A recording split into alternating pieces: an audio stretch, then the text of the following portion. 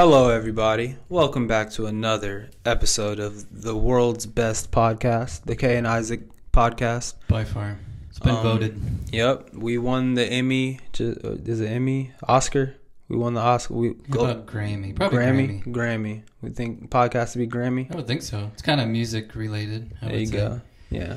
We're probably wrong. We won one of them. We'll show you later. A bunch of trophies in the case. We don't even look at them anymore. Yeah. So they're behind you. Yeah. So welcome back to the show. We got a number of different topics for today's podcast. We're filming this on a Monday, but since we didn't get to our weekend podcast, this is kind of going to be about anything we want it to be about, not particularly sports. Yeah. It seems it's not that the world's quiet right now, but it doesn't seem like there's a lot of major things going on, which is kind of a first in a long time. But yeah, or it's just we're getting used to all this crap that's going on, so now it's like nothing seems like it's a big deal anymore. Well, I think exactly. I think that we've gone through so many things that were like world-ending things that now some of the minor things, I bet like 40 years ago it was major news, like everyone would be talking about it. But nowadays, like starting with the first topic that I think we can kind of just throw out there, we just talked about it before, the big orange man. There's been questions circulating around him possibly going for a third term. Yeah, I've seen it, and he's actually addressed it. He said it's too early to be discussing that. What does that mean? But if you want to change the Constitution, my understanding is you have to have a 2/3 majority vote in through the House and the Senate, which he will never have. But why? Why are we even talking about that? Yeah. And don't even say that people want that. I don't want that. Mm-hmm. I mean, even if I like some of the things he's doing, it's 2 terms. And he's one that's always been an advocate for term limits, and then all of a sudden he's going to change our system to where he can now serve 3 terms. I don't think so. I will be adamantly against it, and I hope it doesn't happen. Yeah, I think that, in the particular form in which he's talking, or I guess people are asking him about literally serving a third term, in that instance, I'm like, no. Our Constitution is the way it is. Yeah. I believe it was George Washington who originally set the precedent because he was able to go. He was the only one, I think. Yeah, because people were wanting him, literally wanting him. Not like how Trump is saying, oh, they really like what I'm doing, I think they would want it. No, like literally people were wanting him to continue because we were still a fresh country. We were still new. Right. We didn't really have our footing in the world, so different circumstances.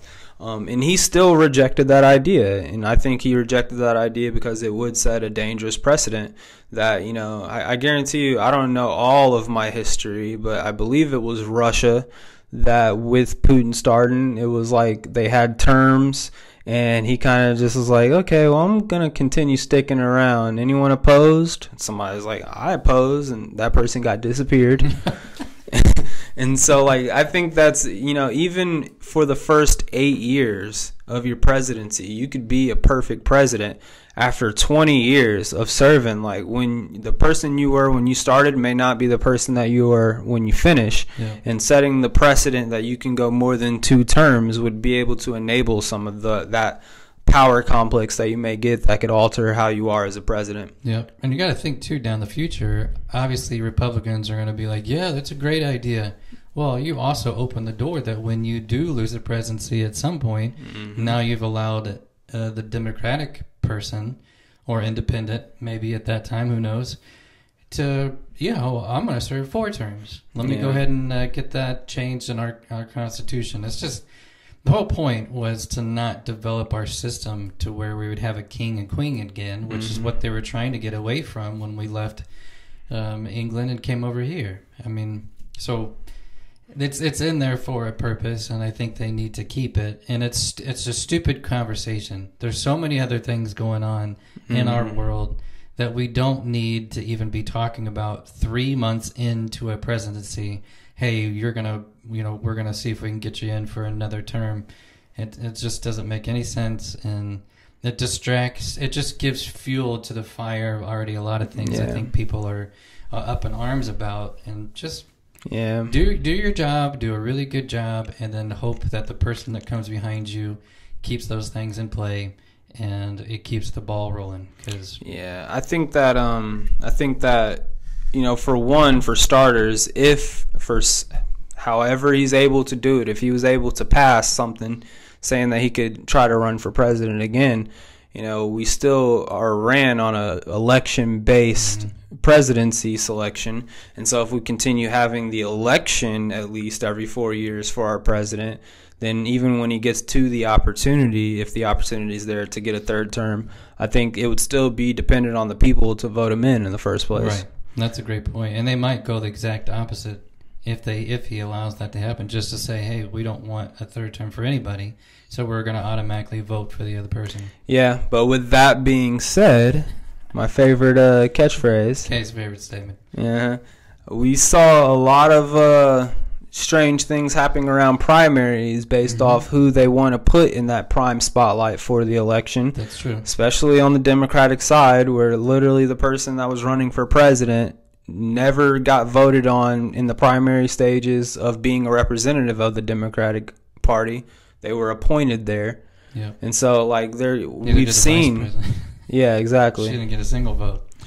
And, we've seen a little funky stuff when it comes to that stuff. So, the way I would envision this happening is if J.D. Vance was entering in the primaries as a Republican candidate, hopefully right then and there, Trump would be, snubbed as being a potential person going for the third term or whatever, and J.D. Vance would be the representative. Because I guarantee you, if they did somehow put Trump in the spotlight for the Republican Party, even Republicans that like what he's doing and like him more than whatever Democratic Party person it is, I think even in that circumstance, they would be willing to, okay, I'm going to vote for this Democratic person just to make sure we don't break this precedent. Yeah.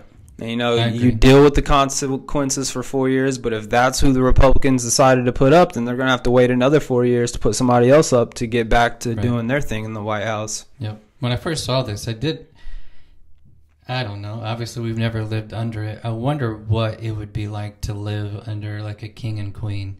Because when you think about it now, there are kings and queens, I think, in other countries, but very much so, yeah. But they still have an underlying set of government that kind of decides a lot of stuff. And I don't know if it just if they're the tiebreaker or they're the final decision people. I don't know, but they're not it doesn't feel the same as it did when we used to read about it back in the day, where they literally decided every faction of what happened in the government. But I mean, obviously, people are saying that Trump is acting like a dictator right now, which I don't necessarily see that, but I would wonder if you had a good king, great, but eventually that king and that's what happened, the king would die or get taken over or somebody would kill him, and then you'd get somebody else in play, and then now you've got mass hysteria and all kinds of stuff who oppose the individual. You could see death everywhere. It'd be terrible. Yeah, I mean, I think ultimately, I think this goes without saying, the difference in it is that people get to decide who's their leader versus, you married into the right family or your birthright. Yeah.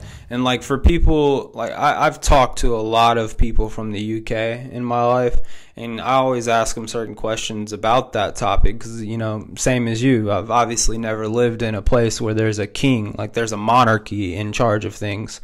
And so I've asked them their experiences in that, and most of the time I often hear they're just the face. They really don't have any control. Yeah. There is actual government. People do vote on things. The people supposedly have a voice. But I also do believe that that's just how the people view it. But if you get down to the fine prints and any type of scenario or situation that would occur, I would think that the monarchy is what is controlling the government, and so they still have that final say, that tie-breaking vote, whatever you want to call it.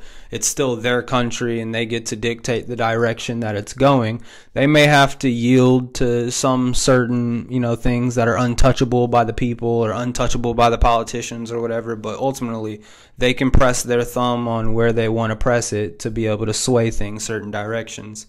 Yeah. So that's my general understanding of at least the UK monarchy. Now, obviously, that's a more like modernized, more civilized type of place. You can consider the short Asian man up in North Korea a king, really. I mean, he's more like a god to them. That's the way he promotes himself. Yeah, for but sure. that's a dictator, an authoritarian. Like, those are just other words for kings, basically, in our day and age. And so we got those all over the place. And there's some places where I guarantee you it's literally do what I say or I'm going to chop off your arm or you're going to get disappeared. Yeah. I mean, that's a great case of that, to where it seems like, again, we're not there, but it seems like he is making the final decisions on just about everything. Yeah. And he's not just the face. Like, he's also the voice, and he's also the determinator of what's happening over there. And in their case, it's definitely not good. Yeah. Definitely not good. No.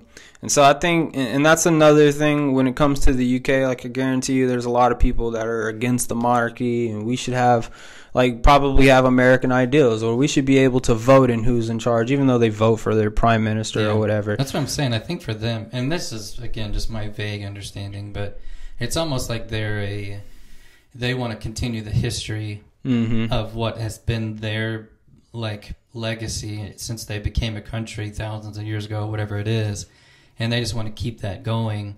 But maybe they don't necessarily have direct relations. Like, they're not going to decide to go to war with Scotland or something. Like, I don't think they're going to make that choice. And one of the princes, even, doesn't he live here in the United States?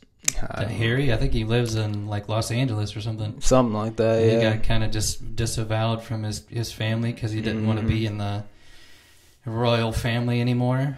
So that's kind of a I think any general idea, any type of philosophy, anything like that, I think you're always going to have two coins to it. You're going to have some people that hate it, that want to go against the monarchy, just like even in our free system supposedly over here that we have with our democracy and voting people in.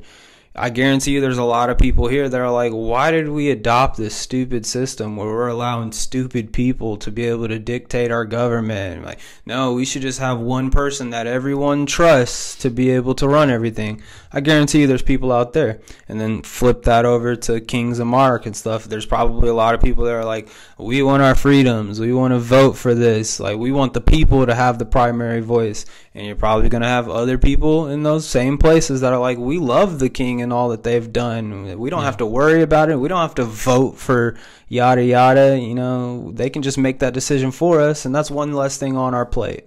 Yeah. Well, you're gonna, like you said, you're gonna have both sides. I think our system allows what we saw in the previous administration, a lot of people in the background who are not the face to make a lot of decisions and be deciding certain things and make certain things happen.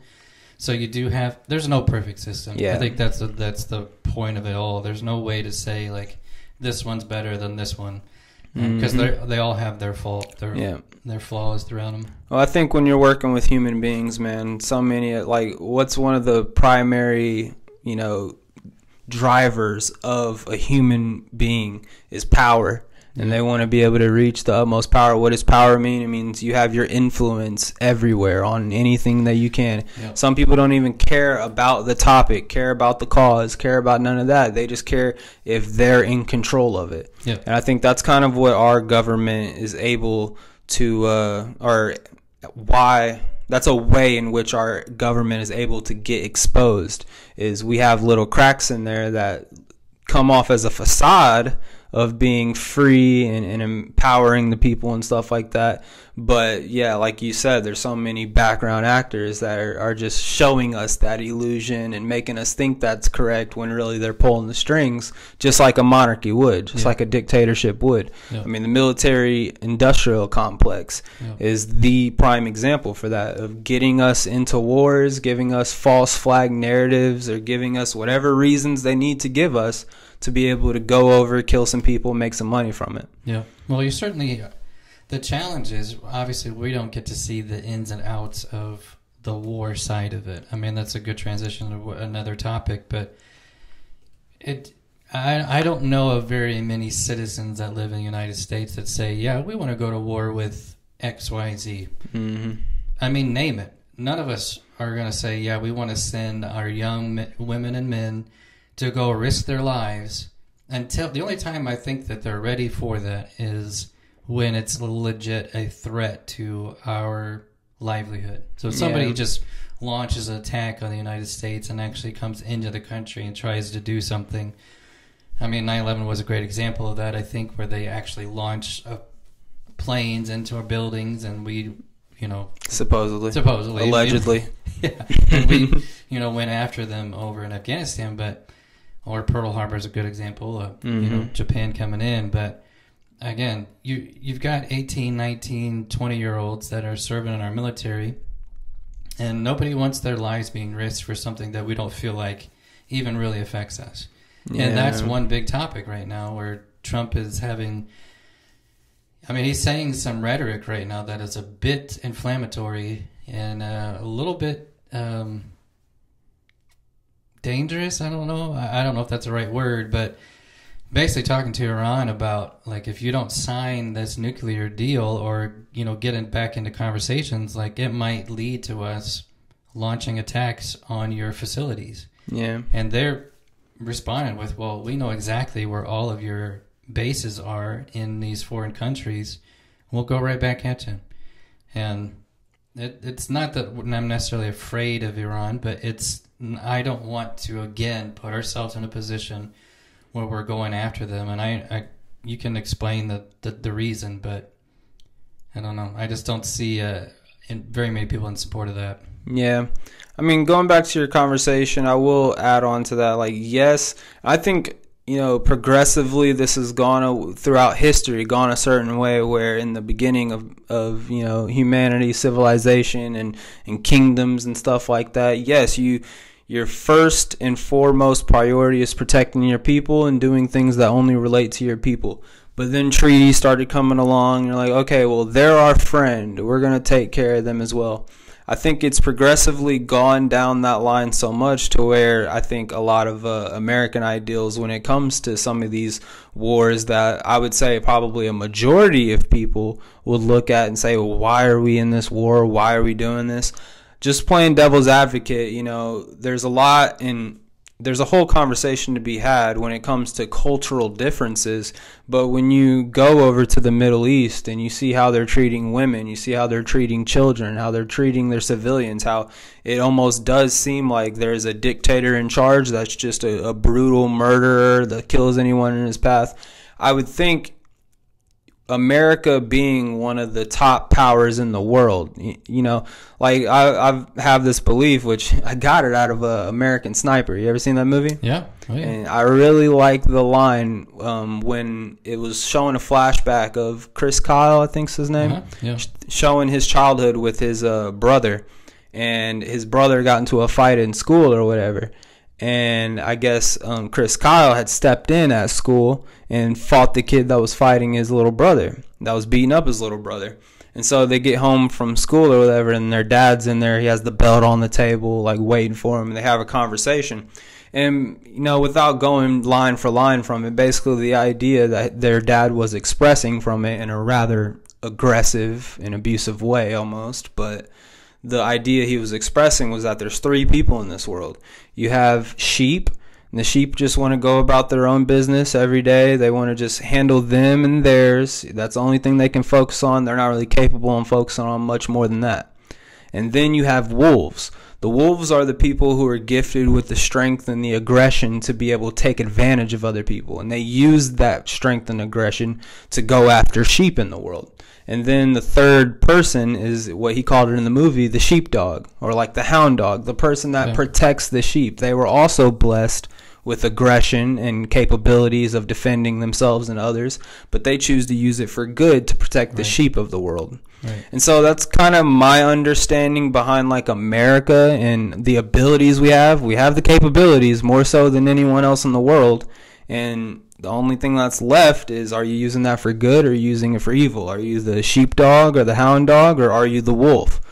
And in an instance like the Middle East, you know, obviously dirty world, dirty history, dirty war that we've been in. It's so muffled up. You don't know if you're the good guy or the bad guy anymore. Yeah. And in an instance like that, my personal belief would be, dude, just get out. Like, let them figure it out, because in some instances, yes, you could be helping. In other instances, you could be causing more harm than good. Yeah. And that happened a lot when, you know, they released these Middle East films of us killing random civilians and just mowing them down with a chopper 1,000 yards away.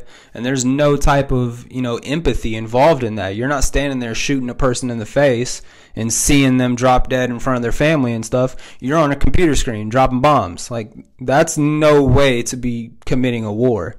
So I see that, and that's my personal belief. But at the same time, if you're someone who lives in one of these remote villages in the Middle East and your town is being terrorized by some group that just drives in Chevys with AK-47s pointed out the roof, and they're holding you at gunpoint every day, taking your money or taking your food, or even worse, taking your sister, taking your daughter, you know, abducting them, you know, raping your wife, like all that stuff, I'm sure it goes on in certain areas over there. I haven't been over there, so I'm not going to say I'm 100% certain, but that's just some of the stuff that I've heard. So if I was a soldier and I was going into something like that, then that's a cause worth fighting for. Even if it's not our people, you know, that's a wrong that's happening in the world, and we have the capability to make it right. Yeah, the challenge with that is, though, is like, how are you deciding where to draw the line of which one's which? Because I think... Great example. We thought we were going into Iraq to stop them from weapons of mass destruction. That was the story we were told. They had Congress. They presented in front of multiple people, and they got lots of other countries involved, England being one of them. And turns out that was a complete false. Yeah. And so now it's like, I'm not saying it's discrediting the people, but it makes you question now. Like, okay, well, does Iran actually have capabilities of nuclear weapons? That's what we're being told. Yep. But now, is that true or not? And, of course, Israel's going to be upset about whatever Iran does, because Iran is saying they want to wipe them off the face of the earth. They've said it multiple times. Yeah. So I would be concerned about that as well. But I think just for us, it's just hard now to decide, okay, what do we go into? Are we going in for the right reasons? And is it really to better the people, or is it just to better our position, or we're capitalizing from the situation in some way, shape, or form? And that's the concern. Yeah. And that's where multiple people have talked about the industrial complex when it comes to the military, is because it seems like in the past, lots of people have profited off of us going to war, and we're losing thousands of innocent lives on our end, and they're losing thousands of innocent lives on their end. And was it all for the money, or was it actually for a good cause? And that's the question. Yeah. I mean, it boils down to trust. And, you know, theoretically speaking, the person we elect as president is the commander-in-chief. They have the final say, the final word on who we're going to war with, when we're going to war, what operations are happening. You know, whether we're doing a precision airstrike on the leading commander, or if we're just going to bomb an entire hospital because we think he's in there. Right. Like, that ultimately goes up to the president. So theoretically, you know, we're supposed to have faith that the person that we elected is getting us involved into these wars for the right reasons. And theoretically, if we didn't like those reasons, then 4 years later we can vote them out, or however much longer they have on their election. Yeah. And that could get us out of any type of wars, because if someone runs on a campaign that's saying we're going to get us out of this pointless war, then people would vote for that if they were against it. Right. But I do think that there's, like World War II, when Nazi Germany's over here wreaking havoc and taking over country after country and committing atrocities.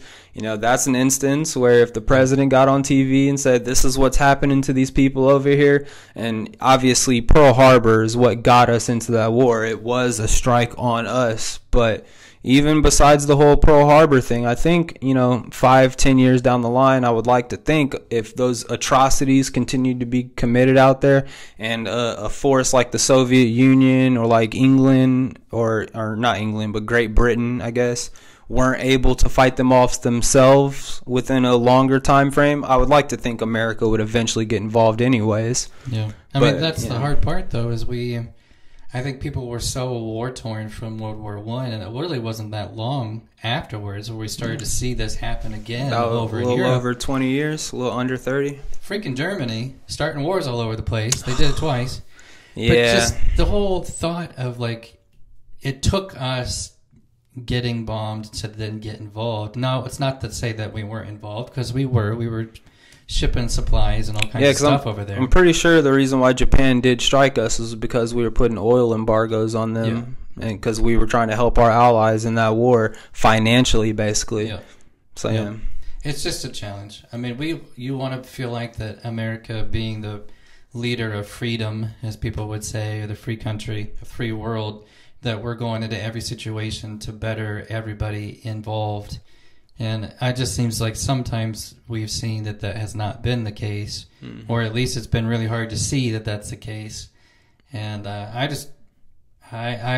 hate to be a universalist or however you call it, but would love to just focus on us and not be so involved in all these other universalist. Things. That's the wrong word. Nationalist. Nationalist, yes. That's what you're looking for. Universalist, I think, means that I believe everybody's going to heaven or something. And nobody's going to. The first thing I thought of when you said that was like world order, like a new world order, like everyone under the same umbrella, No, like I'm unified. Not for that. I'm definitely not Yeah, for I was that. about to say I don't know about that either. That brings Jesus back if that happens. So we won't.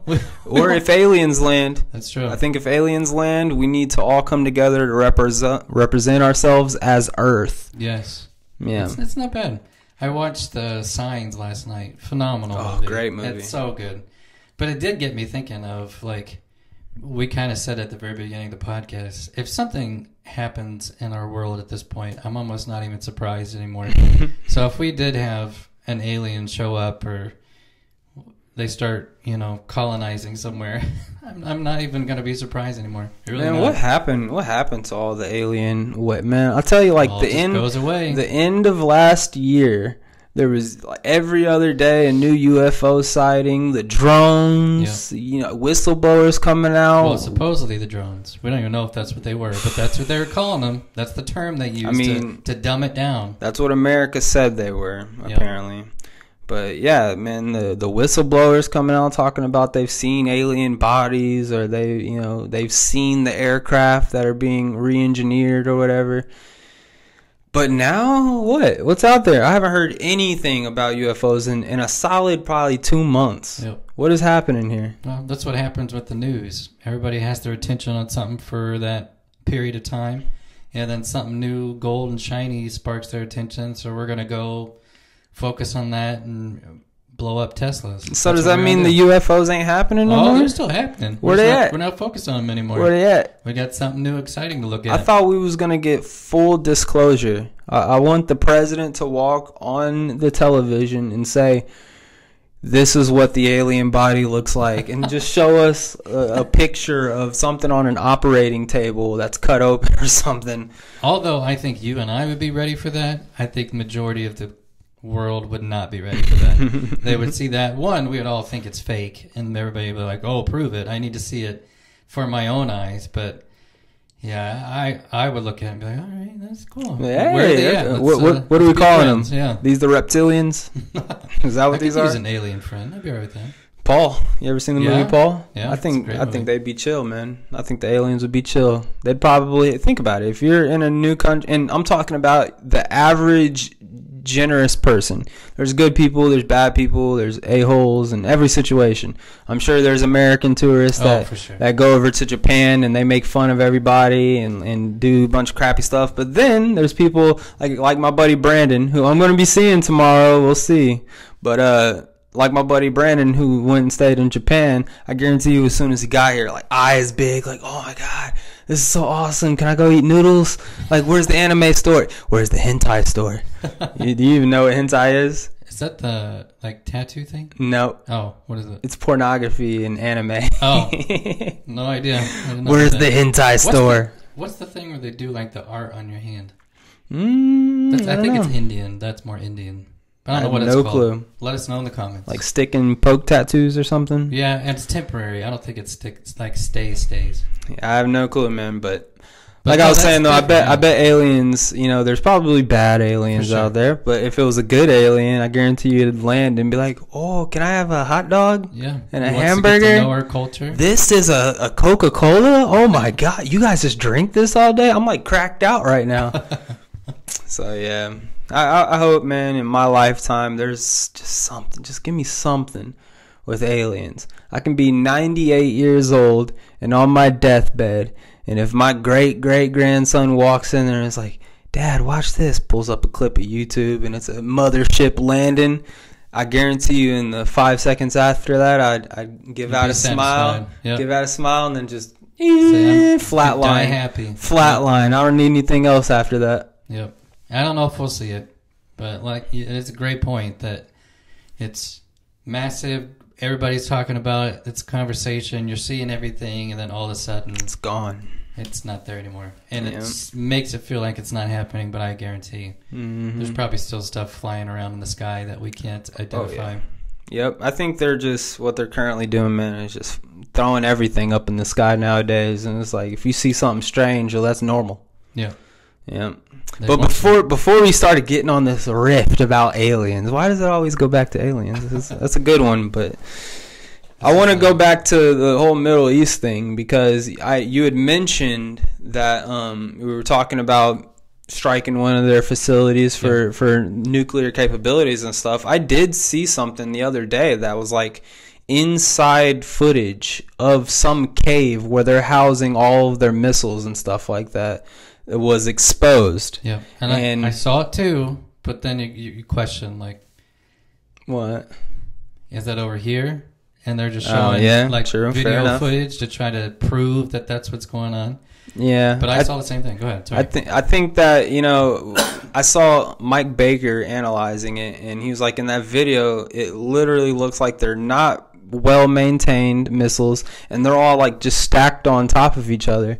And so he was predicting that U.S. analysts, you know, like war analysts, were looking at that video like, if we just get one precision strike in this spot right here, it'll create a chain reaction that can blow this whole thing up right here.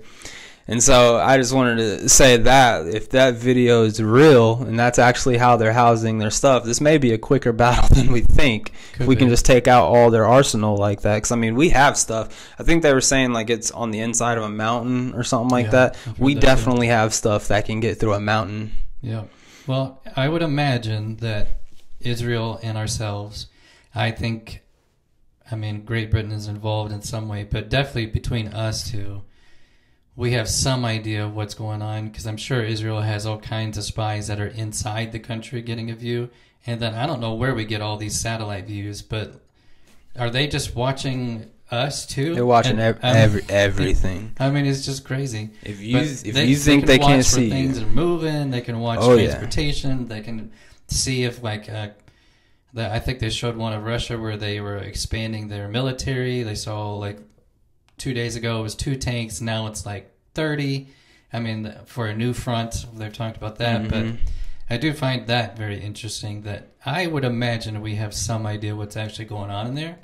And when they're saying that they're weeks away from potentially having something, maybe there is some truth to that. I don't know. Well, yeah, I mean, I've been hearing that for a while. I remember saying that on one of our podcasts a long time ago, that they were coming out and basically saying Iran is like 3 or 4 weeks away of having the capabilities to put together these nukes. Because the conversations we were having before is they're like 3 or 4 weeks away from obtaining enough material to be able to create nukes. And now it's like they're already past that point, and they're like a couple of weeks or whatever from getting the actual rockets in place to be able to have actual nuclear bombs. Yeah. And so, I mean, it's been progressive. If you continue at this rate of not being, you know, hindered at all, then obviously at some point they're going to be nuclear capable, especially with the relations that they've had with Russia and China. Yeah. Exactly. Like, they're not going to do stuff for these big countries without getting anything in return. Right. Same as North Korea. Yeah. Like, I guarantee you North Korea is probably getting close to being nuclear capable. Are they already nuclear capable? I think so. Not yet. Not yet? They keep firing missiles, and they haven't done it for a while that I've noticed or have read about, but they fire stuff just to see how far I think it can go. It usually doesn't go well, but I don't think they're doing too well with it. But Yeah. I know they say they're trying. Yeah, As a deterrent. Yeah. Well, that's the thing. Like I said, if they continue going unhindered throughout all this time, eventually they're going to get to the point where they're going to be capable. Yeah. Makes you whole another conversation down. I mean, we don't have to spend any time on it, but like if we didn't have the atomic bomb, there's a chance that you and I would speak German right now, and we would not have the United States. Like people would say there's a chance that we were very close to things not going well, and so us doing what we did, although it was horrible, it basically saved the world from being run over by a bunch of crazy tyrants. But look what it's led to. Now we have more nuclear weapons in our arsenal to destroy our world 10 times over. Mm-hmm. And now everybody else is trying to get one, and we're trying to police people saying, well, we've got 2,000, but you can't have one. It's like, well, yeah. I mean, I understand why. I get it. I totally understand, because Israel's fear, if Iran gets one, that they're going to fire it off, and there goes Israel, or at least a good portion of it. But it makes you wonder if we ever should have built the thing to begin with. It's a tough one. It's a tough conversation. I mean, like that dude, like Oppenheimer quoted, "I am death," or I have become death, destroyer of worlds. Yeah, I think that's the quote. Yeah. It's like, yeah, it's a great movie. After he created that, he definitely put his footstep on humanity's history on this earth. I mean, just like Trump's been trying to do, like we're kind of expressing here, he wants to have like a nuclear arms derace or whatever, like start taking away nukes, and like there's no reason. I guarantee you they cost a bunch of money to maintain, a bunch of money to build, and you have enough to destroy everything already. Then why would you be building more? I don't understand the numbers game involved with that. Like, go ahead, bankrupt yourself by having 2,000 of them. If I have 20 of them and just one of them hits you, you're done. Yeah. Like, I don't understand when it comes to the whole nuke race thing. But was it one on Sean Ryan's show? The lady was on there, and she said that if North Korea fired one at us and it happened to hit Hawaii, or actually somehow made it to California, we have like 89 or something like that, like aimed at North Korea. Something like that. And she said that, well, it takes 89 of those to destroy the entire country of North Korea. 89 nukes? That's what she said, something like that. I don't know about that, but maybe. Yeah. I mean, I've never seen a nuke go off, so I don't know the destruction. I would feel like 80... I feel like 80 plus nukes hitting in a single spot would probably take out... Not a single spot. It's the spreading out around the mean, by a single spot, I mean the country. So 80 nukes all hitting a single country, I feel like that would leak all the way over to the edge of Russia, like on the other side. You'd probably have... I mean, and I'm thinking more in terms of contamination, too, and radiation and dark skies. About literally destruction of the entire country as far as cities and everything. Yeah, I mean, at that point though, like, what's the point? Yeah. Why would you want to just completely take off the surface of North Korea, even if you can shoot 10 right in the middle and it expands out and kills everything anyways? Right. That's just overkill. That's all this is, man. This conversation, just overkill. We just want to overkill it. Yeah, everything, every piece of it. Yeah, I don't know, man. I when it comes to nukes, just hopefully nuke is a word that we just continue to use, and it doesn't actually become like, oh, that's Chernobyl or whatever it is. Like, when you think of nuke, the first thing you think of is this. Like, when we say atomic bomb, the first thing that comes to mind is Hiroshima and Nagasaki. Yeah. Like, that's literally the first thing that should be coming to your mind when someone says atomic bomb. Yeah. Still, when it comes to nuke, first thing that comes to mind for me is Nuketown on Call of Duty. Yep. So that's pretty much it. Great, man. Hopefully we never tie that to a real lived experience. I hope not. In my lifetime, at least. When I die, I don't have no kids. So. Not yet. Yeah, it's a tough conversation. Again, either way, if it lands into the wrong, what was it? Book of Eli? Was that after After an atomic bomb, Yeah. or after a nuke had gone off, they're living in civilization. Yeah. So you watch that, and it's like, well, that seems extremely accurate of how the world would respond if something like that were to happen. People are going to be looking out for themselves. It's going to be Mad Max. It's going to be terrible. Yeah, that's what I think of Mad Max. Yeah. I think they'll find cars, and that'll be the new fixation for the world. Oh, Yeah. look at these cars. They're so awesome. Yeah. Living Book in of Eli caves. is interesting because he's literally trying to hide the Bible from this dictator guy because the guy was going to use it for his own, hey, this is me, like basically make him Jesus. It's a very interesting storyline. I think that's pretty cool story. Yep. Now, obviously, it's not as simple as just a normal dude protecting the Bible. And spoiler alert, he eventually makes it to a place where he gets it, copied by good people he trusts or whatever. Right. But and then don't you eventually find out that he was like blind, and the whole Bible was in Braille? Yeah. Maybe. I believe so, because whenever he got there, he had to read it to the person so that person could write it down. Okay. So even if that dude did get a hold of the Bible in that or whatever, he wouldn't have been able to read it unless he could read Braille. Yeah. But, obviously whenever he got into fights and he got into shootouts and stuff like that, he had the hand of God on his shoulder, pulling to the side so that bullet would dodge. Yeah. So, I mean, good movie. Denzel Washington, man. Yes. You can't go wrong. Good one. Mm-hmm. One sad thing that did happen last week was the earthquake. Oh, yeah. Yep. As far as right now, they said about 1,700 people are dead from that. And I've seen some videos. It was like a 7.7 earthquake huge, or something like that. Yeah. Have you seen the videos of the buildings actually collapsing? I've seen like some clips. Yeah. I mean, terrible. I think one of the more messed up parts behind it is how so many people are not willing to go over there and help because Myanmar is in the middle of a civil war, basically. Yeah. And there's like so much corruption in Myanmar. So I mean, that's also sad. Like usually when something like this happens in one of these countries that is, less fortunate than some of the other countries in the world that have the means and capabilities of helping, typically when that happens, they're the first ones in there handing out bottles of water, setting up tents and stuff like that.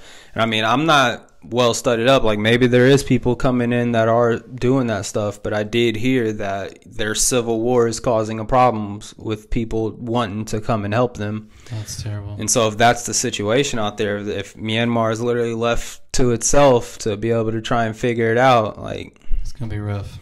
Yeah. Yep. Now Trump was asked about it in a press conference, and he did say that we were going to send aid and help.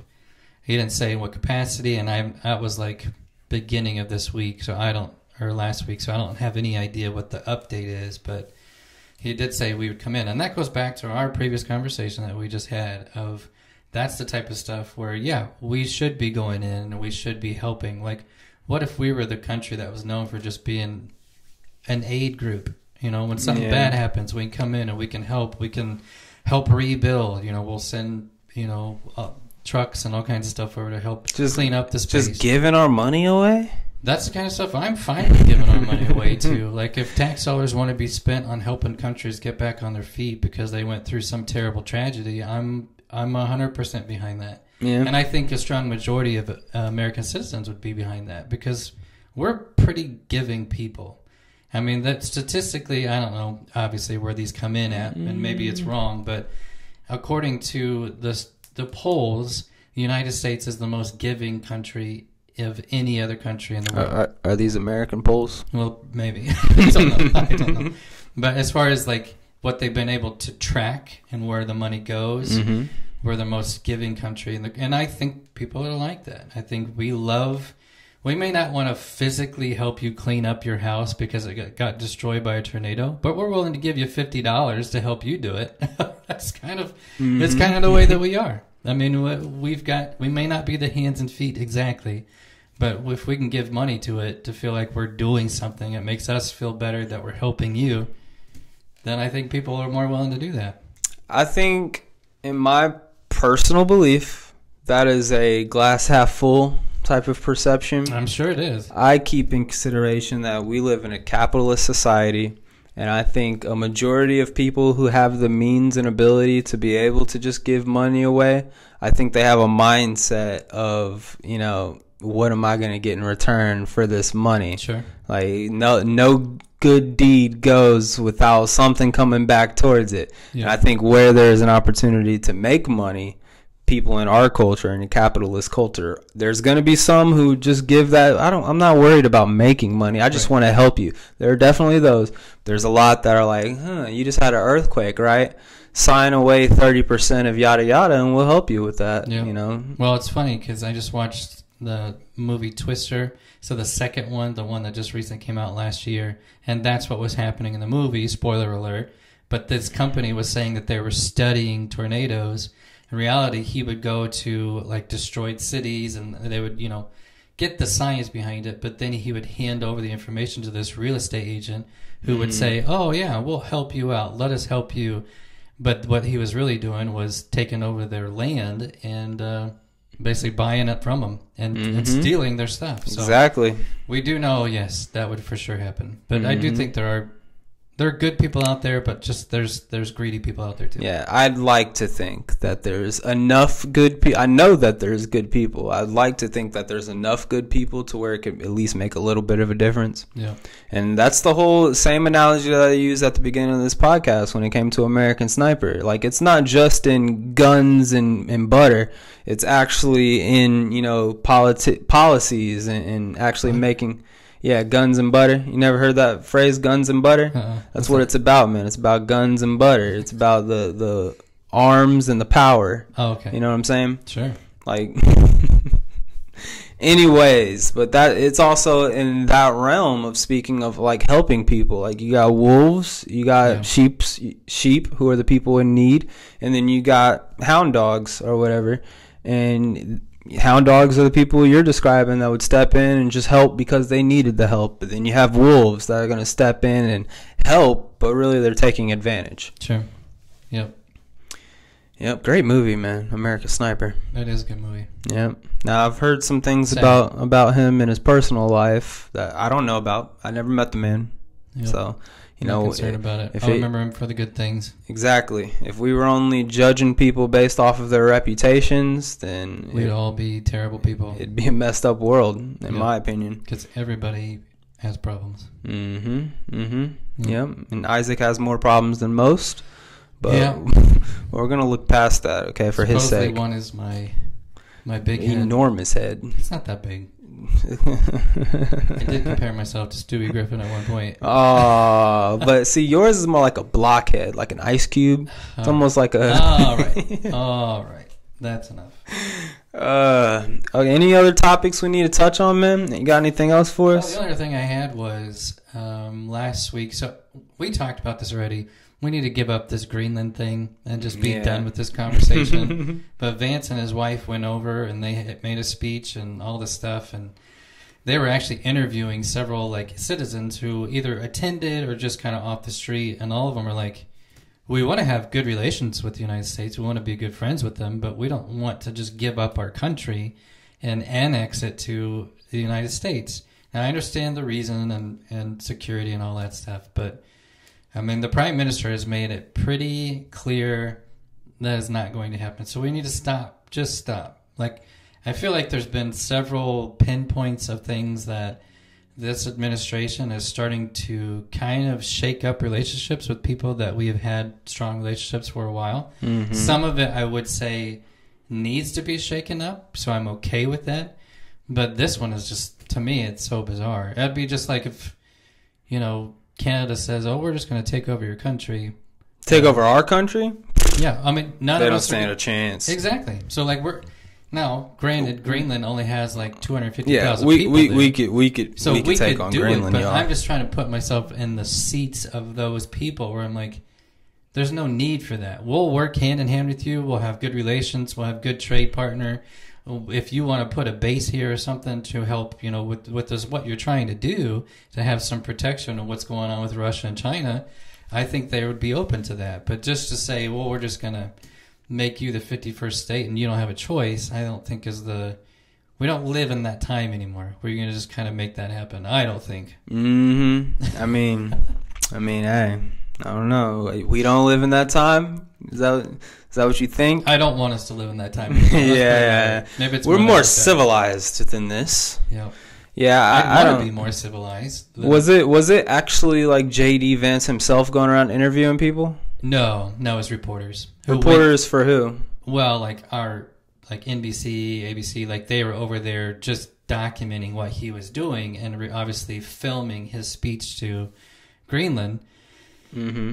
Then basically he was saying, this is what Trump wants, and that's why we're over here. And he did not get a very good reception from what I had read and heard. Okay, I'm curious because, I'm always trying to be conscious of where you're getting your media, where you're getting this narrative from. And so if you're saying like ABC, MSNBC, like these type of companies were the ones that were over there. Now, is it like J.D. Vance gives a speech and literally in that crowd you can see the people booing him or you can hear the people booing him? Or? No, I don't think anybody was disrespectful while he was talking. It was just more of opinions as they went around and talked to people throughout. So as ABC, NBC reporters go around and talk to individuals. Yeah, well, Fox is there too. And Fox. Did you see any of the Fox interviews? Yeah. Were they kind of the same way still? The same way. Okay. Yeah, and again, people weren't being rude. They weren't angry. Mm-hmm. They weren't mad about it. They were just saying, I want to have good relations. Like, we're comfortable with that. But we don't want you taking over our country. We're not comfortable with that. Yeah. And here's the thing. Like, I believe that is the actual truth of the narrative. Like, I would probably be thinking the same thing if I was in Greenland, just based off the circumstances. Yeah. But, like I said, I do like to stay conscious just because I know that the MW or whatever, MNSBC, whatever, and ABC, like those type of companies that, basically all of the companies that were very much labeling Trump as a 34-time convicted felon and, very much saying the Nazi salute Elon Musk put up. Like, when it comes to stuff like that, you've showed me your agenda, you showed me your sway. Correct. And so if you're that same company and you're going over there and you're interviewing people and you're getting this same narrative that supports the narrative you want it to support, and that's the important part. Because I feel like if I was Fox going over there, you would try to look for because they're biased too. All of them are biased. Yeah. If you was Fox, you're going to look for the one dude who's like, I don't mind it. Yeah, I like America, or however they talk. But in MSNBC and ABC, they're obviously going to be looking for the people like, no, it's a horrible idea. Why are they trying to take our freedoms? Yeah. I love my trans kid, stuff like that. And so when it comes to interviews and stuff, and even like the actual rally itself or whatever, like I'm under the opinion, I guess I would say, because I don't know for a fact that a lot of these like Tesla marches, people protesting against Tesla, which, crazy thing about that, little side note, you see they convicted the dude and he was actually a communist or something like that. I don't know. I didn't see that. Yeah, there was some dude that they arrested for the Las Vegas Tesla plant fires that were happening with Molotov cocktails and stuff. And he's like an outward communist, basically. He's like involved with the cocktails, yeah. But no, like when it comes to stuff like that, like these Tesla marches, like these Trump marches, and and even going back to the presidential election, whenever they used to have these rallies and stuff for Kamala Harris, you see a lot of these people getting bussed in. Like these people ain't actually there and are coming out from their homes or getting off work saying, I heard there's going to be a rally, so I'm going to go show up. It's like the same group of people traveling from city to city to start these things up. And so I'm not saying that's the case with Greenland, but I'm just saying the media outlets have lost so much credibility to me to that these are now things that I think about when I'm hearing interviews on there saying we don't want America taking over Greenland. And now that's the narrative by everybody is that Greenland doesn't want us. If that's the way it is, like I would want my boots on the ground and I want to be going from house to house knocking and hearing what their opinions are on it. Yeah. Well, just to tackle one thing you said earlier, Musk did say, and I don't know if he has proof on this or if he's just making an assumption, but he feels like these protests on Tesla have been financed and he's trying to figure out where that money's coming from. So again, I don't know if he knows that or if he's heard that on the side. I'm not sure, but he does make it feel like that this is something that has been very strategically pieced together, and it's happening for a purpose, and it's not just, like you said, random people are saying, they're gonna, go to a Tesla dealership and set everything on fire. Yeah, but it's not like the old day rallies of how people would think about, like, when it came to unions on strike at jobs and stuff, where it was like a problem occurred and everyone felt the same heat and passion for it, so they gathered together at their local spots to protest or to strike or to do these movements or whatever, that you want to get your voice and your opinion out. I think that, when the camera starts rolling, that's what it looks like, obviously. But I think today, in this day and age, with how manipulative the top dollar people are in trying to get their ways, like, they found out early on, a lot of these major business companies and stuff like that found out early on, like, yeah, let's push BLM, let's push Black History Month and Pride Month and gay rights and do all this stuff so that we can keep the bottom people worried about these little petty arguments and these little petty indecisive opinions that we have. These things. Yeah, and while we focus on these things and keep that out of the spotlight, we don't want them even thinking about that as an issue in society. And so, yeah, I think that these top-notch people are financing these little itty-bitty disputes, a Tesla place being messed up because why? I mean, that's obviously my opinion, but because he's exposing fraud and scam, saving you money, so now you're upset about it. Yeah, I mean, ultimately, makes a lot of sense. I would like to hear what legitimate reasons people might have for, having that much hatred to where you're wanting to protest Elon Musk.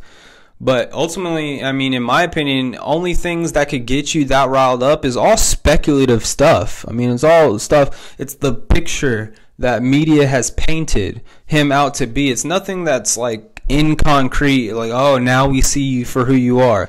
Like, we had opinion, you could say the same manner for Joe Biden whenever he was in presidency, like, very much against him. What is going on here? There has to be something up. And then now that he's out of president, you start hearing these things like, he was never meeting with his top advisors. He was signing things with an auto pen. Right. It's like, oh, now all of my speculations are confirmed. And so I am justified in having this feeling for Joe Biden.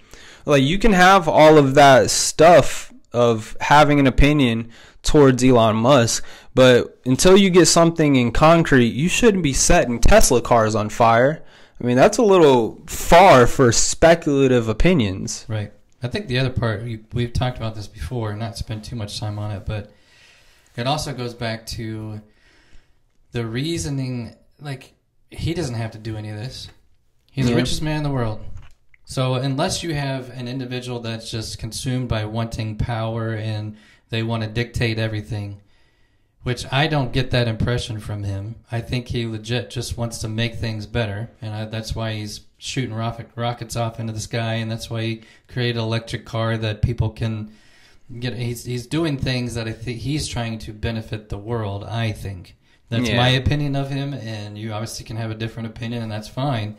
But he doesn't have to get involved in any of this stuff. Yeah. I mean, and Trump was kind of the same way. He's a billionaire. He didn't need to be president, but he felt like he needed to come in, and he wanted to run things a way that he felt like was going to make this country better. Now, some people would say, no, he just wants to be that dictator. He wants to be the narcissistic guy that's like in charge of everything, and he needs that for his ego.